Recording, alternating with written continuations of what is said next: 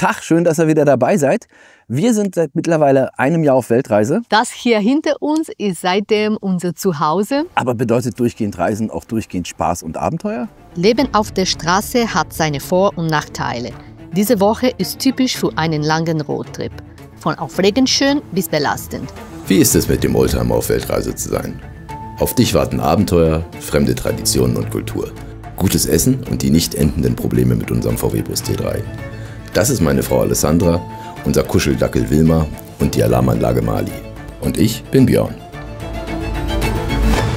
Gemeinsam sind wir Roadhouse Bus.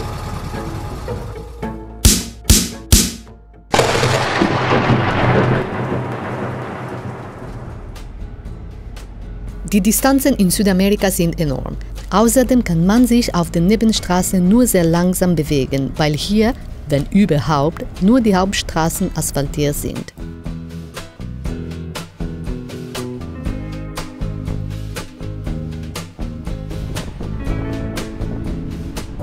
Wenn es Asphalt gibt, dann gibt es auch immer Speedbumps und man muss sehr aufpassen, dass man nicht zu schnell ist. Strecken, die man in Europa in einer Stunde fährt, nehmen hier den halben Tag ein.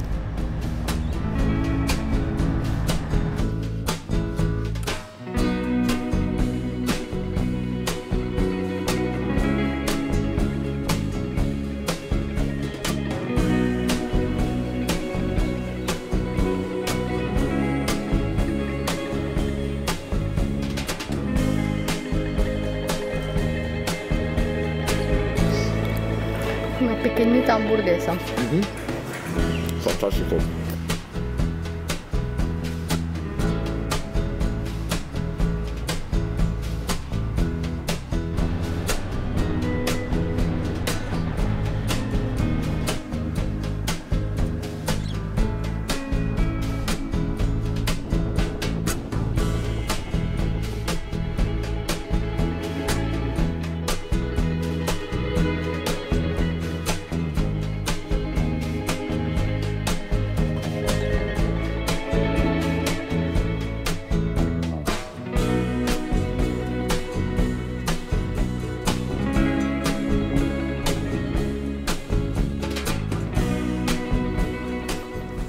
Guten Morgen.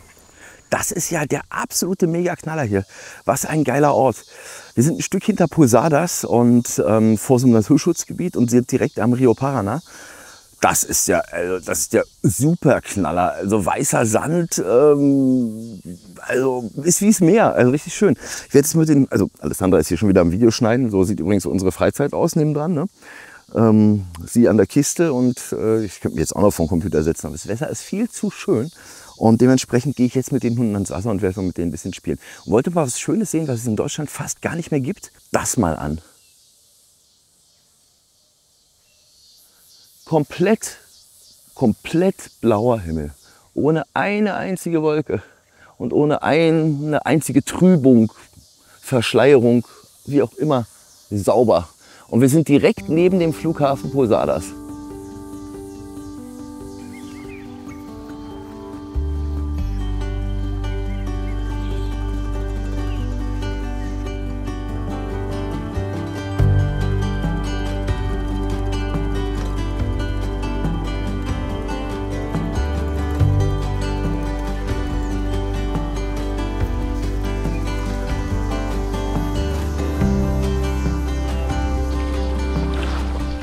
Na, das ist schön, oder?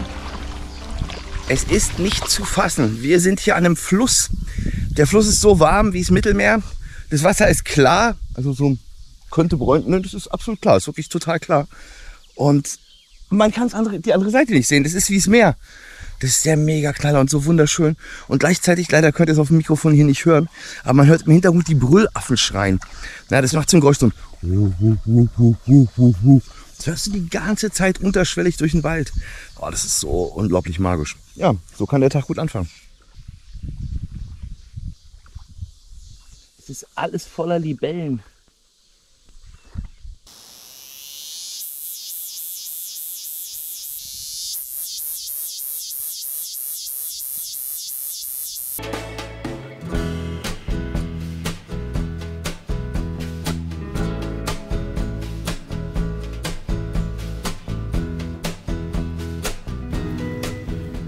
tienes dinero, Vero?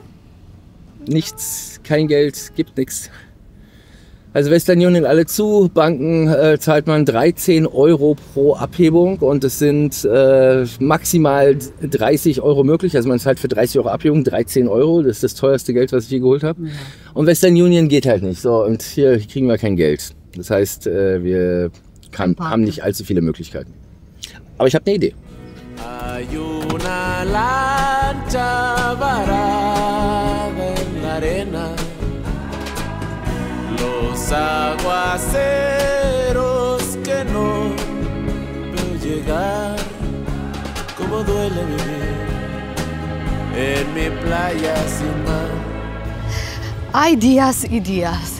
Días donde arreglar cosas tipo comida, dinero y lugar donde estar es muy fácil. Y hay días donde todo parece complicado. Hoy es un día como eso. Es domingo, entonces claramente un día de fiesta, de descanso. Y a los argentinos les gusta mucho juntarse a camping, lugares donde están siempre un montón de parrillas y pueden hacer asados. Y claramente está lleno todo con su carne y en compañía y música y todo bien. El único problema es que claramente también la sombra está completamente ocupada y el único lugar que hemos encontrado a la sombra es este para nosotros. So, aquí al betón tenemos nuestra sombra y aquí nos hemos puesto un rato para comer algo. Vamos a ver cómo lo arreglamos más tarde.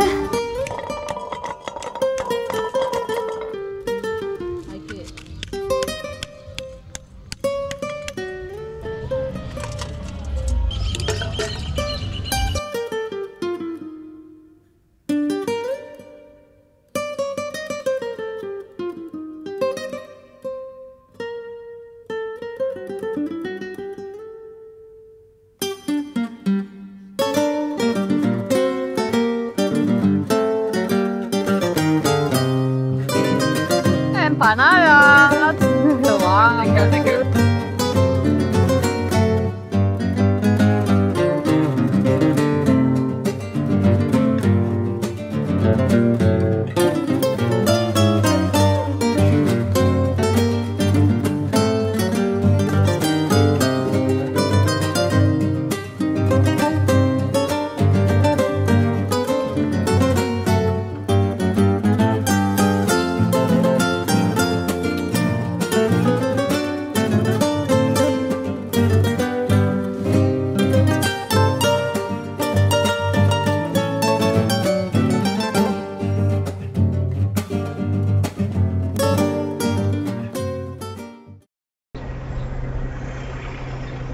Am nächsten Morgen fahren wir zur Grenze Richtung Paraguay. Hola, buen día. Hola, buen día. No, para Paraguay. No, para. Derecho, 12 kilómetros. Viene la. Ok, perfecto. Ahí hace migración de vuelta. Ah, ok, perfecto. vale. No pueden parar en ningún lado de acá hasta allá. Ok, perfecto. Y la velocidad nomás, lo único. Ahí cuando llegan a hacer migración, eso a chola. Perfecto. Gracias. Diesen Grenzübergang gibt es erst seit ein paar Wochen. Man muss dabei das größte Wasserkraftwerk Argentiniens überqueren. Die Energie, die hier erzeugt wird, teilen sich Argentinien und Paraguay.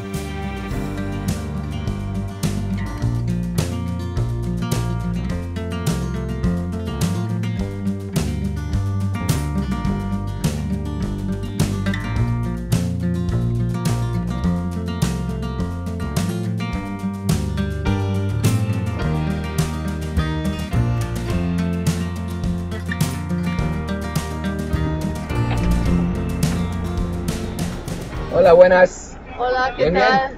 Puede ser normal y ya, y uno por familia se puede hacer los trámites. Ok, Ah, Una pues que los- está retomado por acá va a salir. ok, perfecto. Ok. La oficina está del otro lado. Ok, perfecto. Dale, dale. Bei der Anreise nach Paraguay merken wir, dass sie noch nicht auf europäische Fahrzeuge vorbereitet sind. An diesem Grenzübergang ist es unmöglich, unseren Bus zu importieren. Pero muy amables todos. Sie sagen, wir sollen nach Encarnación fahren. Das passt leider überhaupt nicht zu unserem Plan.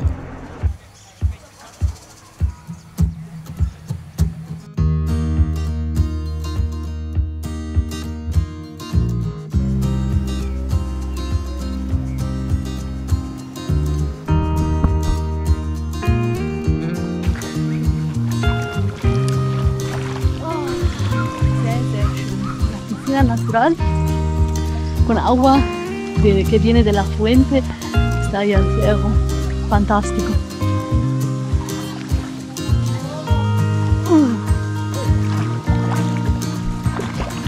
Ja, das Einzige, worauf man sich in Acht nehmen muss, sind Mangos. Weil hier sind zwei Mangobäume und dann fliegen diese Mangos reif vom Baum runter und es knallt, wenn die auf so ein Metalldach drauf knallen. Und am Kopf, naja, der ist natürlich ordentlich eine Beule. Mangos sind hier die Gefahr. Ah!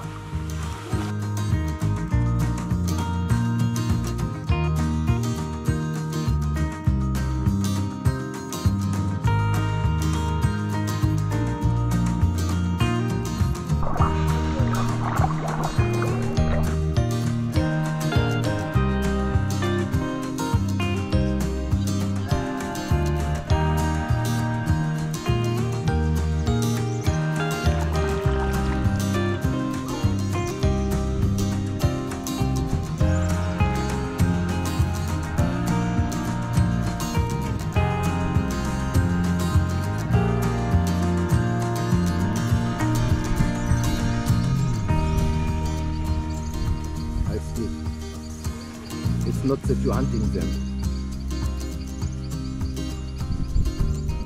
Wir sind wieder in Paraguay gelandet und mir ist da gerade was eingefallen zu Paraguay. Also Paraguay hat ja kein Meer und ist auch eigentlich ein Bratofen, ist wirklich sehr, sehr heiß im Sommer. Aber wir sind ja hier an einem wirklich paradiesischen Ort. Ja? Eine kleine, also eine Oase, es ist einfach bewaldet, dadurch ist es Schatten, dadurch ist es nicht so heiß. Und hier ist halt überall Wasser, dass man so ein bisschen baden kann und schön. Ja. Aber jetzt kommt's.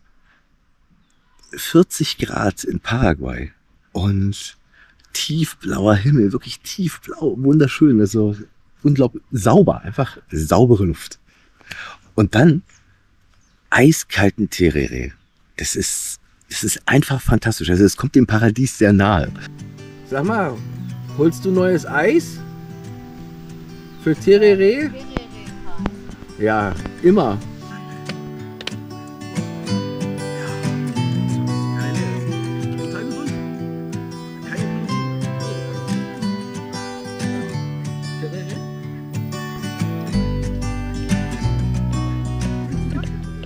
Boah, wir haben einen Insekt.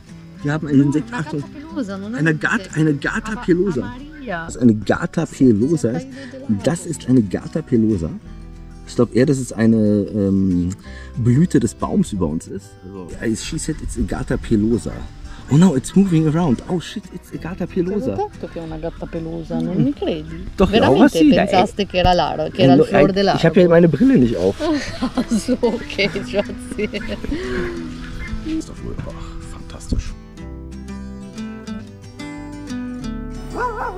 Ja.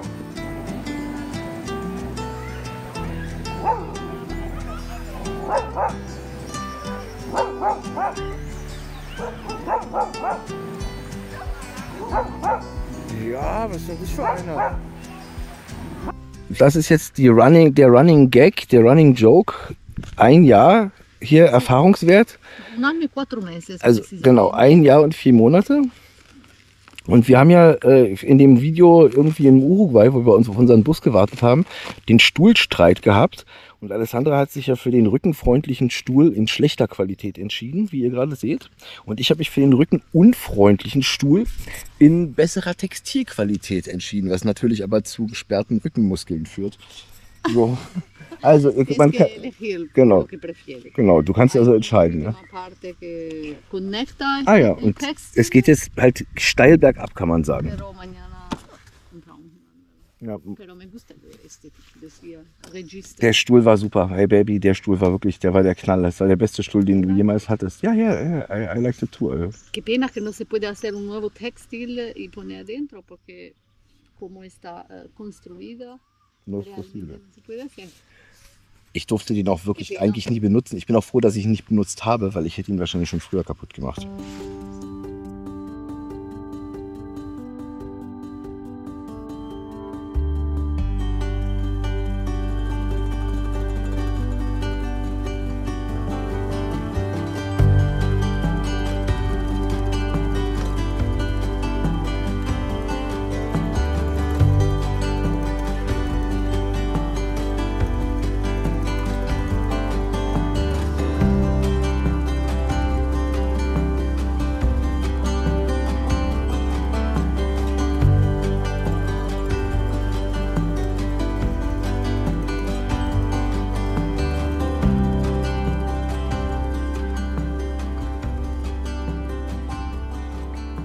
Wir machen uns auf den Weg zum Grenzübergang in der Nähe von Asunción. Wir müssen ja dort noch etwas erledigen.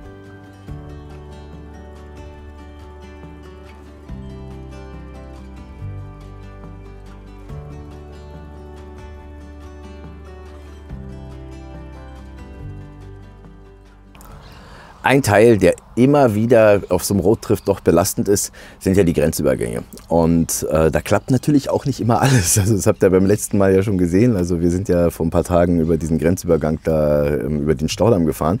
Und da gab es ja nun mal unser Tipp nicht. Also dieses Temporary Import Dokument, was man braucht, um das Auto überhaupt hier fahren zu dürfen. Beziehungsweise es steuerfrei einführen und wieder ausführen zu können. So, das konnten die da nicht ausstellen. Das heißt, wir sollten eigentlich nach Encarnación fahren. Das wären 250 Kilometer Umweg. Da haben wir halt natürlich gar keine Lust drauf. Und wir haben jetzt gesagt, nee, wir fahren einfach nach Asunción. Da ist ja auch eine Grenze und versuchen es dort. Jetzt haben wir natürlich einen Sprachvorteil. Also wenn jemand kein Spanisch spricht und da hinkommt und nur Tipp, Tipp, Tipp sagt, dann wird das richtig schwierig. Aber wir denken, dass wir das hinkriegen. Alessandra ist da jetzt drin, labert sie voll. Das geht jetzt schon eine ganze Weile. Aber normalerweise mit so ein bisschen Nachdruck und so ein bisschen Nachhelfen sozusagen, klappt es dann auch.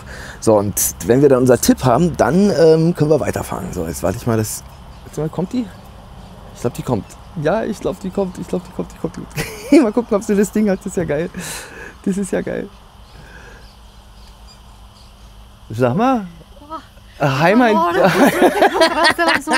my God. So, tengo que... Hast es?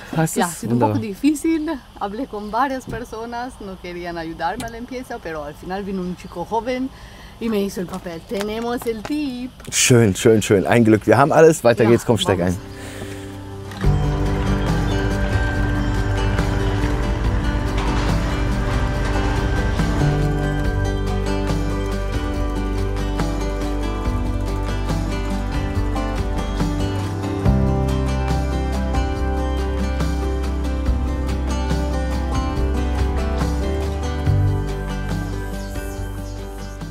Wer am Reisen ist, lernt neue Leute kennen. Und das ist mit Sicherheit das Schönste an so einem Trip.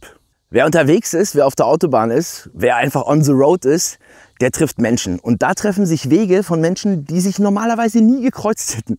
Also jetzt kommt die absolute Mega-Story und der Grund, warum wir mal wieder in Asunción sind. Vor circa 3,5 Monaten sind wir von den Iguazú-Wasserfällen nach Paraguay gefahren. Und mitten auf der Autobahn fährt auf einmal so ein schwarzer BMW neben uns. Ein Typ im Auto winkt und winkt und hupt und hupt. Und wir schon so, irgendwas kaputt am Auto, was ist denn los? Und er immer so, warten und wollte uns anhalten. Aber der sah sympathisch aus. Dann haben wir gesagt, komm, wir halten an, scheißegal. Und schwuppdiwupp, nächsten Parkplatz, wir rausgefahren und angehalten. Und wir lernen Patrick, den Franzosen, kennen. Und Patrick, total cool, meint, ey, sag mal, ihr habt ein deutsches Nummernschild. Wie habt ihr denn euer Auto irgendwie von Deutschland nach Südamerika gebracht? Das würde mich interessieren. Ich habe selbst auch einen Caravan. Also, wie macht man das? Naja, lange Rede, kurzer Sinn. Wir haben auch gleich gedacht, wir brauchen auch Hilfe. Und haben gesagt, okay, wir helfen dir den Caravan von Deutschland oder deinen Wohnwagen von Deutschland. Kein Wohnwagen, dein Wohnmobil. Also, ist so ein, hier wie so ein, wie heißt denn das? So ein Kastenwagen, genau.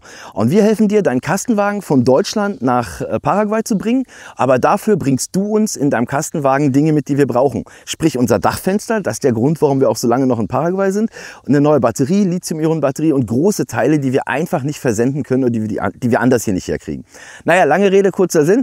Wir haben dann mit Patrick alles klar gemacht, uns kennengelernt, seitdem haben wir fast jeden Tag miteinander Kontakt und er hat unsere Sachen hier transportiert. Und vor ja, ich weiß nicht, vor 2 Wochen ist das Auto in Uruguay angekommen. Er ist jetzt bis Asunción gefahren. Und den Patrick treffen wir jetzt hier in Asunción und kriegen jetzt unser Dachfenster und unseren ganzen Kram. Das heißt, jetzt, nach 3,5 Monaten, schließt sich der Kreis. Und unsere Bekanntschaft, die wir nur gemacht haben, weil wir auf der Autobahn sind, weil er auf der Autobahn war, weil sich unsere Lebenswege gekreuzt haben, trägt Früchte und wir kriegen unser Dachfenster. Also ich kann nur sagen, es ist immer wieder das Gleiche, wenn du die richtigen Sachen zur richtigen Zeit machst, wenn du dein Ziel verfolgst und wenn es ein gutes Ziel ist, dann wirst du immer Unterstützung vom Universum kriegen. Und wir haben ja nur schon so viele Fälle gehabt, wo einfach wir überhaupt nicht uns erklären konnten, warum auf einmal alles so ineinander flutscht. Es flutscht deshalb ineinander, weil wir zur rechten Zeit das Richtige machen und weil unser Ziel einfach gut ist. So, und jetzt gucken wir, dass wir Patrick treffen. Ich sehe den zum ersten, genau, wir haben ihn einmal auf der Autobahn gesehen, jetzt sehen wir ihn zum 2. Mal und hoffen, dass alles geklappt hat. Wir haben alle Pakete bekommen, doch dann geht mal wieder eine rote Leuchte im Cockpit an. Jetzt der Ladebooster. Ja, ist der Ladebooster.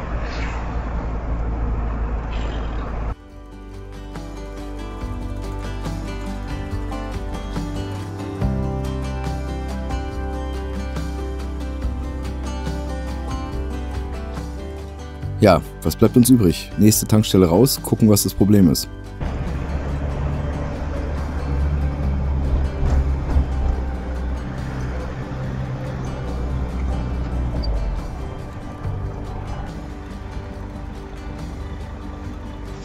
Gib mal Gas!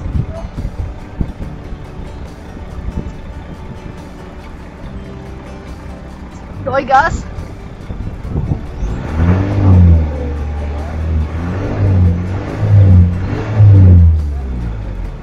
Leider ist die Spannung sehr schwach.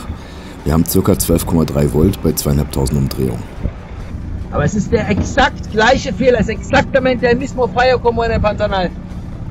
Cuando doy gas, se apaga el... Wir müssen also wieder mal ohne Lichtmaschine fahren, Arbeitsklamotten an und Kamera unter das Auto, falls der Keilriemen reißt, kennen wir ja schon aus dem Pantanal.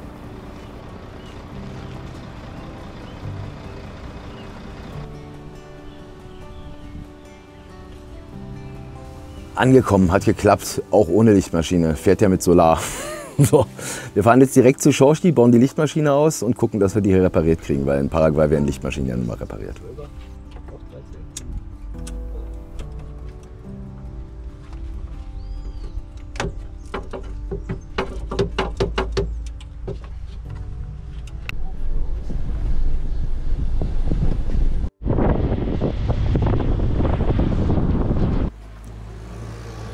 So, nachdem wir ja nur festgestellt haben, dass unsere Lichtmaschine kaputt ist und die ja nun wirklich nicht lange gehalten hat, wir haben sie in Asunción reparieren lassen und wir haben wieder zwischen den beiden Kohlepolen keinen Kontakt mehr. Das heißt, die Spule ist durchgebrannt, aber die hier reparieren Lichtmaschinen. Gestern haben wir hier abgegeben, jetzt holen wir das Ding ab. Hoffentlich klappt es und dann können wir wieder einbauen und weiterfahren.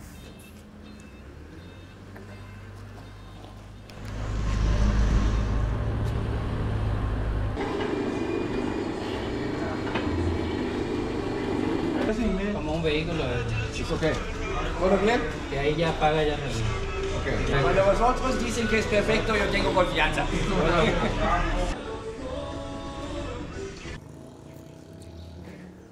So, da ist er, Grund überholt.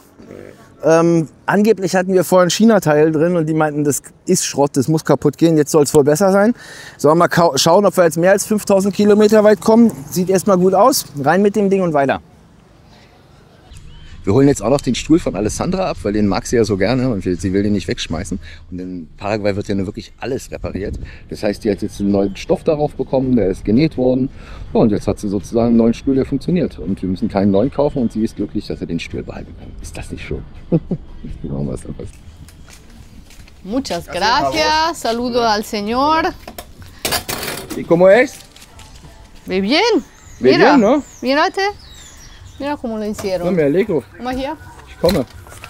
Wow. Cioè, praticamente, vieni qua, Komme.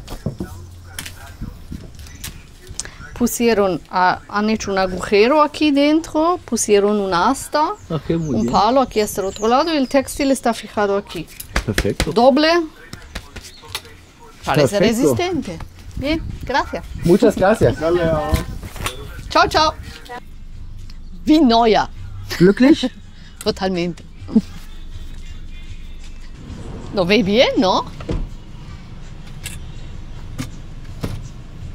Gut.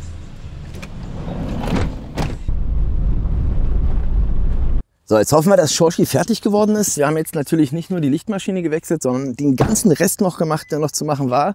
Wir haben jetzt also die Trommelbremsen hinten gemacht. Wir haben die Lichtmaschine wieder eingebaut. Diesen ganzen Kram drumherum noch gemacht. Ölwechsel hatten wir schon beim letzten Mal gemacht. Das ist wirklich jetzt alles durchgecheckt. Jetzt gucken wir, ob die Gangschaltung funktioniert richtig, ob jeder Gang reingeht, ob es leicht reingeht, ob es wabbelt etc. pp.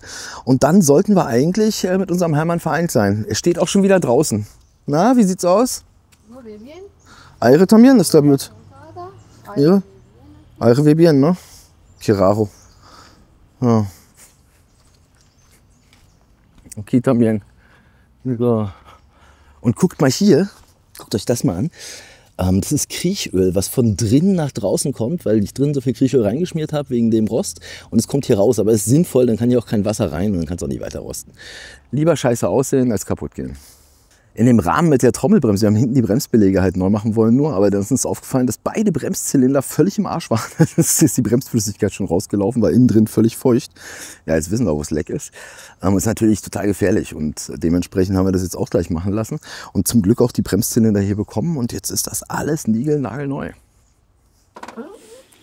Geschafft, angekommen. Wir sind wieder an unserer Basis gelandet und dass wir hier sind, also genau hier, ist auch wieder Teil unseres Lebenswegs. Oder besser gesagt Teil unserer Reise. Würden wir nicht reisen, hätten wir keinen YouTube-Kanal, wären wir nie hier. Warum?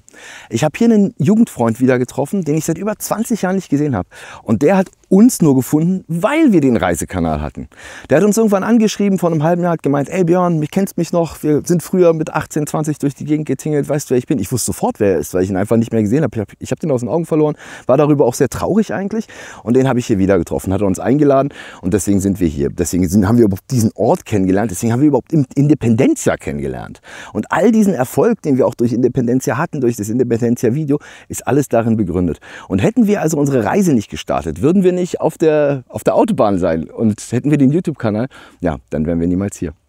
Ja, durch meinen Freund haben wir auch unsere Gastgeber hier kennengelernt, Stefan und Angela.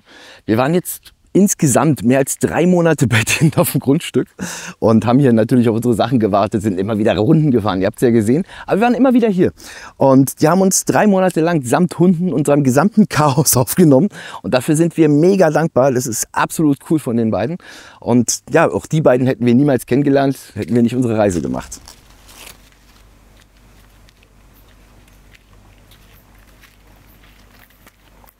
Also lieber Stefan, liebe Angela, dafür möchten wir euch auch nochmal von ganzem Herzen Danke sagen. Das ist so super lieb, dass ihr uns hier aufgenommen habt und uns eigentlich wirklich ein schönes Zuhause hier gegeben habt. Wir haben uns immer wohl gefühlt und uns haben total viele Menschen gefragt nach unseren Paraguay-Videos, ja, wie ist es denn in Paraguay? Wie ist denn das Leben in Paraguay? Ganz einfach, Leute, wenn ihr Bock drauf habt, zu wissen, wie das Leben in Melgarejo ist, wie das Leben hier in der Kolonie Independencia ist, dann meldet euch doch einfach mal bei Stefan und Angela. Die vermieten Ferienhäuser, das sind die Dinger hinter uns. Es gibt hier auch zur Langzeitmiete Häuser zu mieten. Wir haben ja zum Beispiel in dem Meditationshaus auch eine ganze Zeit lang geschlafen. Also insofern, hier gibt es immer Möglichkeiten. Und wir haben die Nummer von Stefan unten in der Videobeschreibung verlinkt. Und wenn ihr euch dafür interessiert, einfach hier was zu mieten oder auch ihr längst in Paraguay seid und einfach was zur Miete sucht, dann meldet euch doch einfach mal bei Stefan. Wir werden in den nächsten Tagen die ganzen Sachen einbauen in unseren Bus, die uns Patrick der Franzose mitgebracht hat. Das heißt, das Dachfenster kommt rein, es kommt unsere Lithium-Ionen-Batterie rein. Wir müssen ja auch noch die Lichtleiste, das fehlt ja auch noch. Das ist auch noch ein Punkt, den ihr sicher sehen wollt, wie wir das Ding verbauen. Und wenn das alles fertig ist, das dauert jetzt noch 3-4 Tage, dann geht's auf die nächste Tour, dann geht's wie versprochen Richtung Anden. Darauf freuen wir uns sehr. Wir freuen uns, dass ihr uns begleitet und wenn ihr bisher den YouTube-Kanal noch nicht abonniert habt, dann ist jetzt genau der richtige Zeitpunkt dafür, damit ihr nichts verpasst. Danke auch für die uns schon längst unterstützen bei PayPal. Hilft uns sehr. Super lieb von euch. Wir sehen uns in der nächsten Woche. Für heute ist Schluss. Schön, dass ihr dabei wart. Bis zum nächsten Mal. Danke. Ciao.